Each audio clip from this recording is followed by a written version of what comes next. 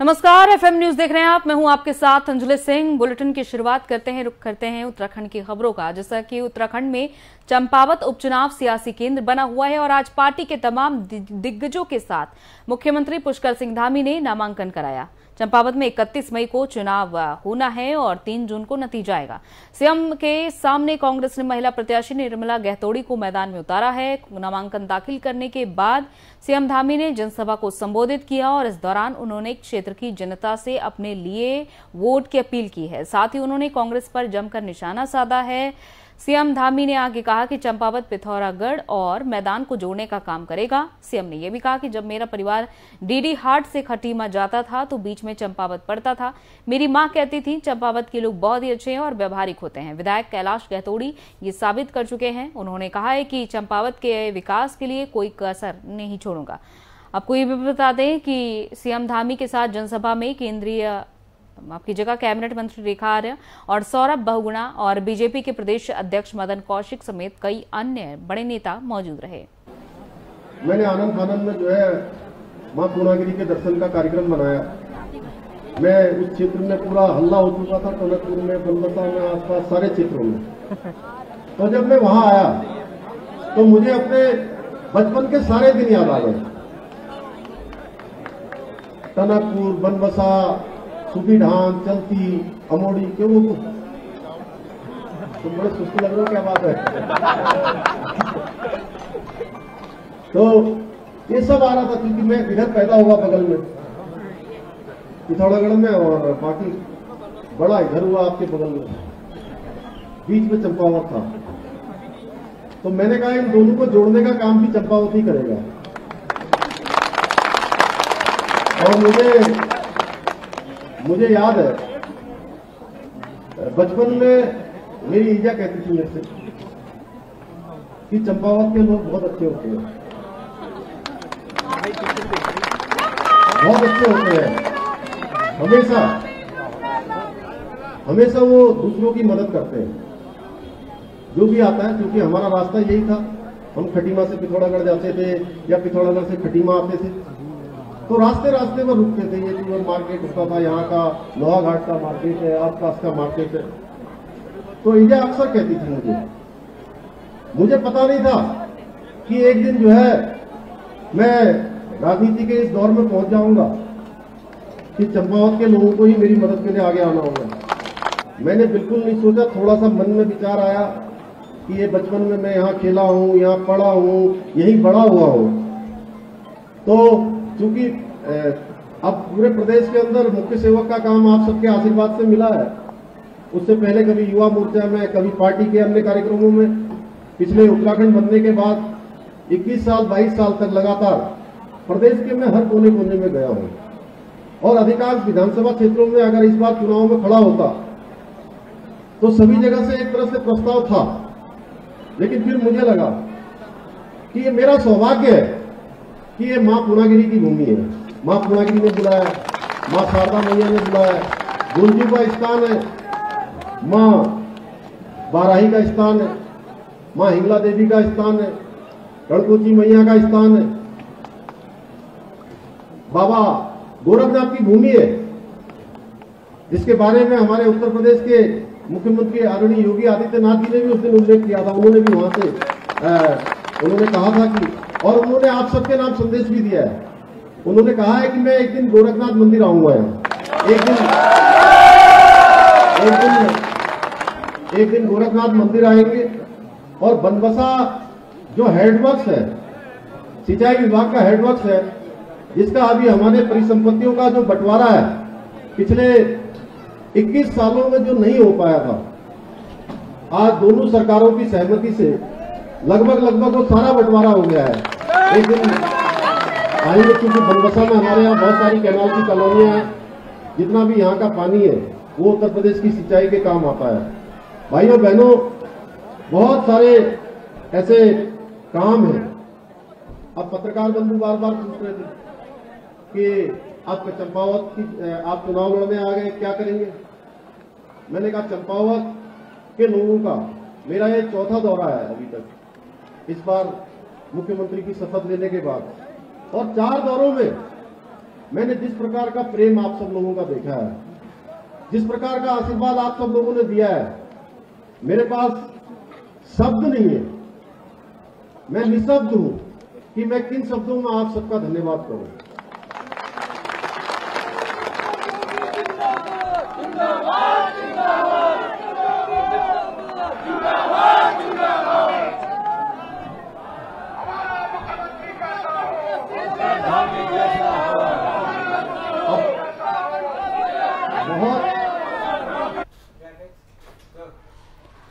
और आइए अब जानते हैं सीएम धामी का अब तक का सफर। 1990 में एबीवीपी से जुड़े पुष्कर सिंह धामी और इसके बाद एबीवीपी के राष्ट्रीय सम्मेलन में उन्होंने प्रमुख भूमिका निभाई। अब तक का उनका ये सफर देखिए। 2 बार उत्तराखंड बीजेपी युवा मोर्चा के अध्यक्ष भी रहे हैं सीएम पुष्कर सिंह धामी और खटीमा विधानसभा सीट से 2 बार वो चुनाव जीत चुके हैं। तीसरी बार उन्होंने ये चुनाव लड़ा था खटीमा से। 2021 में उत्तराखंड के 10वें मुख्यमंत्री के रूप में सीएम धामी चुने गए।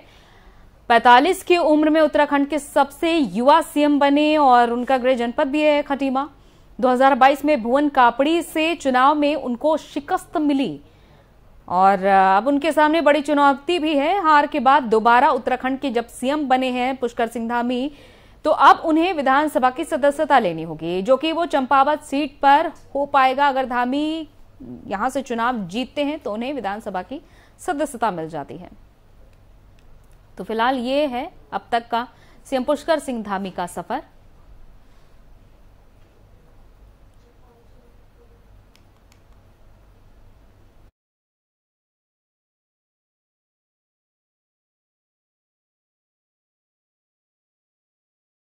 जो कि कैलाश गहतोड़ी ने सीएम पुष्कर सिंह धामी के लिए छोड़ी थी। इसी चंपावत सीट से उपचुनाव लड़ेंगे सीएम पुष्कर सिंह धामी। जनता से उन्होंने वोटों की अपील भी की है।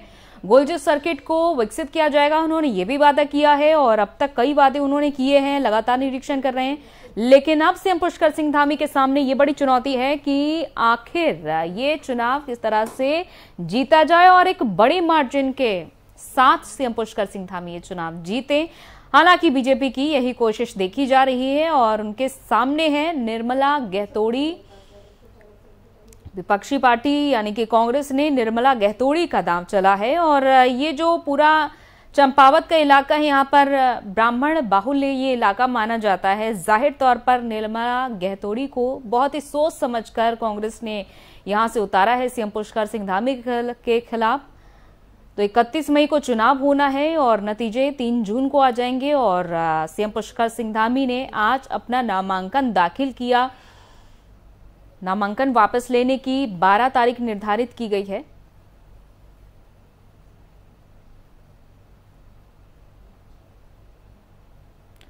बड़े स्तर पर तैयारियां हो रही हैं और सीएम पुष्कर सिंह धामी ने जनता के बीच पहुंचकर संबोधन किया है।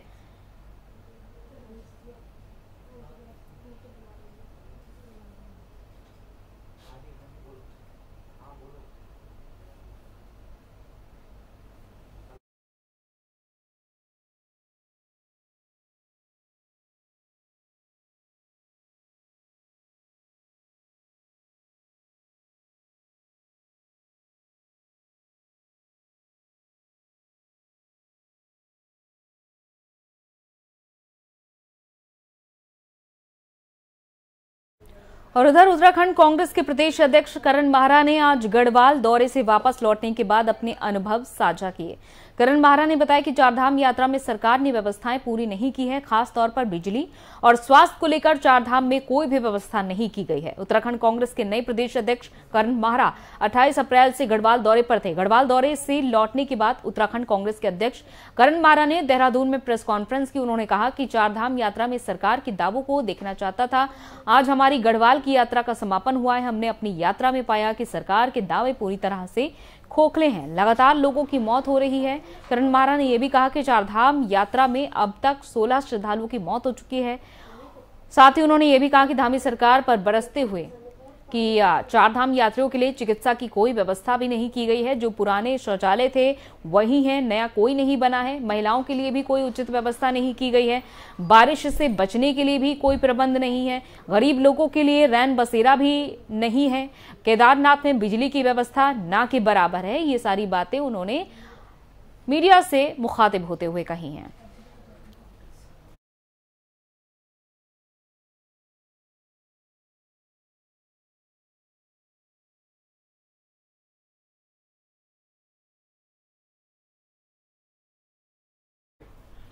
और उत्तराखंड कांग्रेस प्रदेश अध्यक्ष करण महाराज जी हमारे साथ जुड़ चुके हैं। करण जी, बहुत बहुत स्वागत है आपका एफएम न्यूज में। नमस्कार अंजलि जी।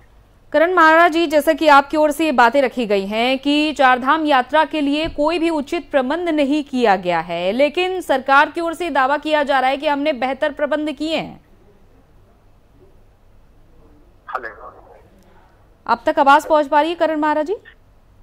हेलो हेलो करण जी, आप हमें सुन पा रहे हैं? हेलो हेलो करण जी, आप तक आवाज पहुंच पा रही है?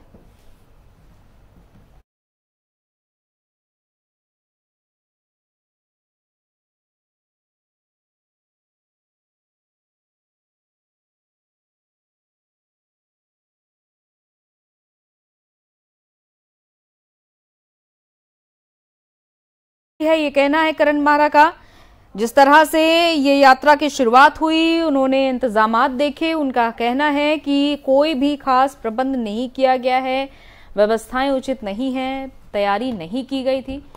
और एक बार फिर से हमारे साथ उत्तराखंड कांग्रेस प्रदेश अध्यक्ष करण महाराज जी जुड़ चुके हैं। करण जी, आप तक आवाज पहुंच पा रही है?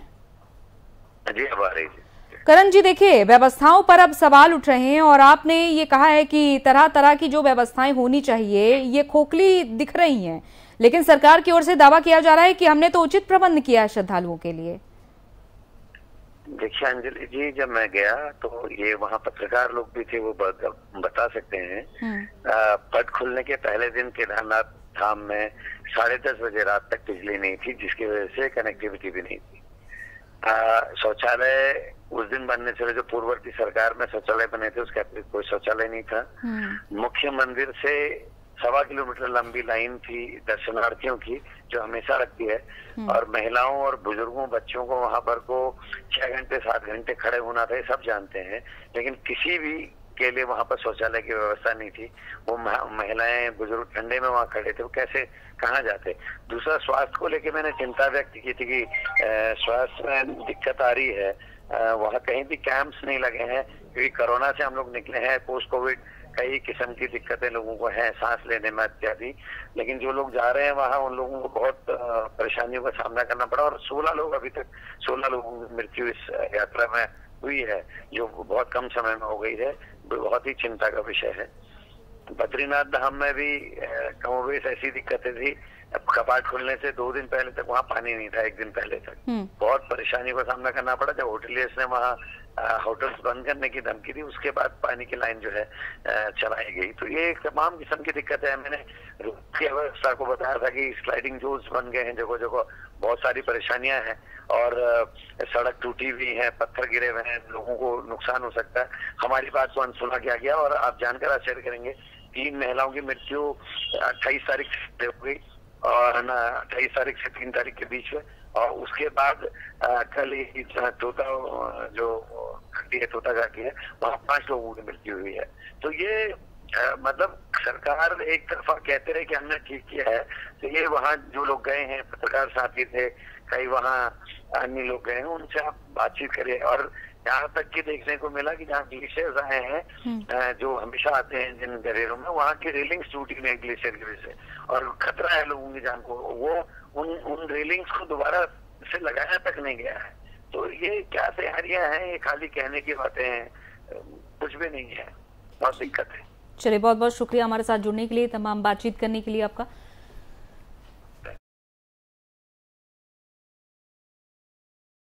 महाराज जी का कहना है कि यहाँ पर कोई भी व्यवस्थाएं नहीं है, और इससे पहले जब संख्या सीमित की गई तो उसके बाद सीएम पुष्कर सिंह धामी का यह कहना रहा कि यहां पर कोई संख्या सीमित नहीं की गई है और अगर किसी भी तरीके से केसेस बढ़ते हैं तो फिलहाल फैसला भी बदला जाएगा। लेकिन अगर बात व्यवस्थाओं की करें तो यहां पर व्यवस्थाओं को लेकर बीजेपी सरकार को घेरा गया है।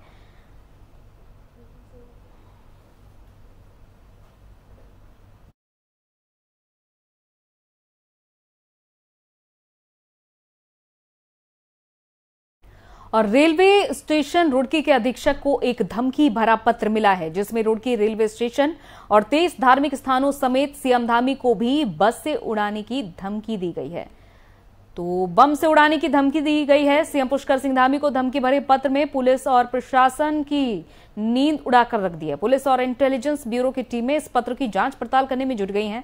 जानकारी के मुताबिक रविवार की देर रात रुड़की रेलवे स्टेशन अधीक्षक एसके वर्मा उनके नाम पर एक धमकी भरा पत्र मिला और जिसमें 23 स्टेशन को बम से उड़ाने की धमकी दी गई है। तो वहीं धमकी भरा पत्र मिलने के बाद से पुलिस और इंटेलिजेंस ब्यूरो जांच में जुट गई है और स्टेशन पर चेकिंग अभियान भी चलाया जा रहा है। बताया जा रहा है कि धमकी भरा पत्र रेलवे स्टेशन रुड़की अधीक्षक के नाम कार्यालय में पोस्ट किया गया है।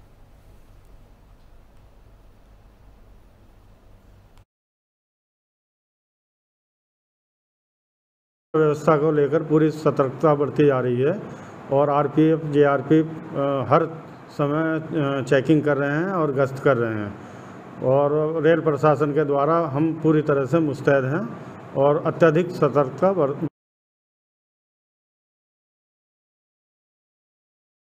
तो आतंकी धमकी मिली है, इससे प्रशासन अलर्ट पर हो चुका है। लेकिन अब ये किसने धमकी दी है इस तरह की ये पता लगाए जाने की कोशिश की जा रही है। 23 धार्मिक स्थलों को बम से उड़ाने की धमकी दी गई है और इस धमकी भरे खत में सीएम पुष्कर सिंह धामी का नाम भी शामिल है।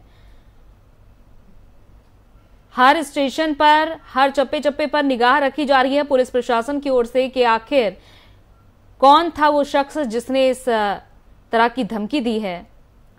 यहां तक कि ट्रेनों में भी चेकिंग अभियान चलाया गया और हर एक जगह पर पूरी चेकिंग की जा रही है, कोई भी कोना ना छूट जाए। हर तरह से चेकिंग की जा रही है, चाहे वो स्टेशन हो खुद या फिर ट्रेन हो, हर जगह चेकिंग की गई।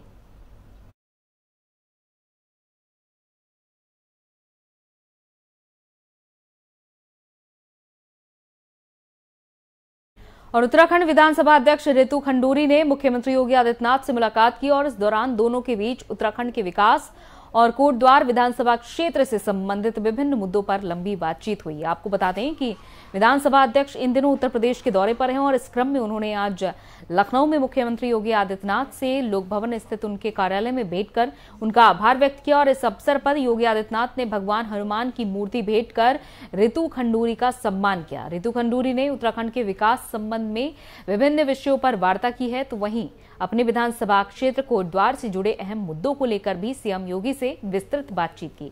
योगी आदित्यनाथ ने भी विधानसभा अध्यक्ष को क्षेत्र के विकास में हर संभव सहयोग करने का आश्वासन दिया है।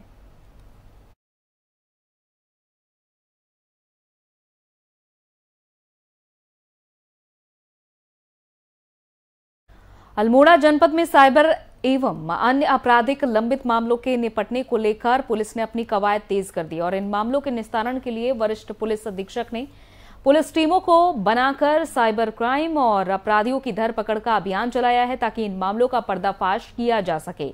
एसएसपी ने बताया कि जनपद में जो भी आपराधिक मामले लंबे समय से लंबित हैं, उन प्रकरणों पर त्वरित कार्रवाई को लेकर सघन अभियान चलाया जा रहा है।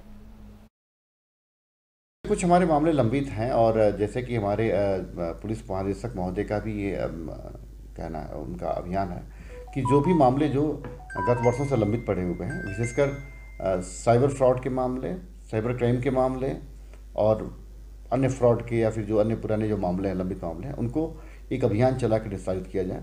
उसमें हमारी टीम जो है बिल्कुल तैयार है और हमने कुछ जगहों पर टीम को भेज भी रखा है और टीम भेजी जानी भी है, तो उसमें जल्दी हमें कुछ सफलताएं मिलने वाली हैं और सफलताएं मिलेंगी। कुछ हमारे मामले लंबित हैं और जैसे कि हमारे पुलिस महानिदेशक महोदय का भी ये कहना है, उनका अभियान है कि जो भी मामले जो गत वर्षों से लंबित पड़े हुए हैं, विशेषकर साइबर फ्रॉड के मामले, साइबर क्राइम के मामले और अन्य फ्रॉड के या फिर जो अन्य पुराने जो मामले हैं, लंबित मामले हैं, उनको एक अभियान चला के निस्तारित किया जाए। उसमें हमारी टीम जो है बिल्कुल तैयार है और हमने कुछ जगहों पे टीम को भेज भी रखा है और टीम भेजी जानी भी है। और अल्मोड़ा से खबर, जहां पर एक छोटे तालाब में नहाने के दौरान डूबने से एक छात्र की मौत हो गई। बता दें कि स्थानीय लोगों को तालाब में छात्र का शव तैरता हुआ दिखाई दिया, जिसके बाद घटना की सूचना पुलिस को दी गई और वहीं अल्मोड़ा कोतवाली एनटीडी चौकी पुलिस मौके पर घटनास्थल पर पहुंची, जिसके बाद पुलिस ने छात्र के शव को तालाब से बाहर निकाला। छात्र की मौत हो गई है। ये बड़ा हादसा हुआ जहां लोगों ने आसपास देखा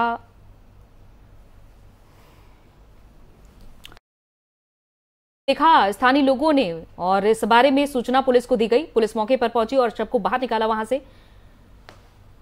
तो इस तरह की घटना सामने आई है।